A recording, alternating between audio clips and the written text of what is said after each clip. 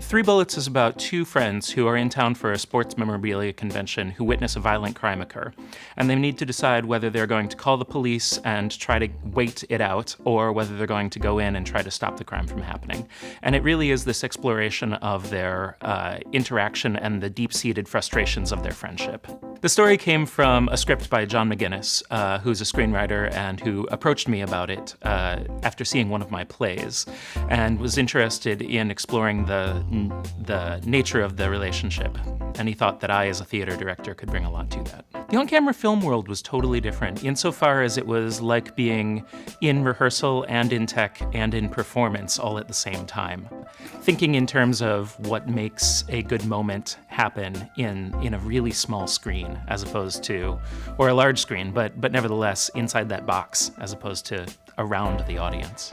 And I was incredibly nervous about my first experience, so between the year in which he proposed the idea that I direct this piece and the time that I actually did, I spent as many hours as I could reading about film direction and every aspect of film and film editing, and trying to go in the room knowing what I was doing.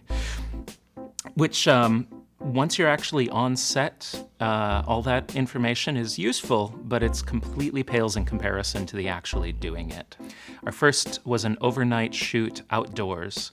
That was our first day, and at the end of that, between dusk and dawn, we had a call time the next day of 9 a.m. that I pushed back to noon, and we shot another day and then our final, so it was over a weekend. But after that first day, I was so nervous and anxious and uncertain about how the process went. But then after the third day of shooting, I was like, oh, I got this.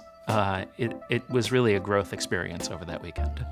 There were a lot of great people involved in this production. My screenwriting partner, John McGinnis, the cast, AJ Sass, Andrew Sass, and Clarence Weathern were both incredible performers and brought a lot to those roles, and as well as my DP, Nick Hilliard, who really saw through the process and also served as editor for the final product.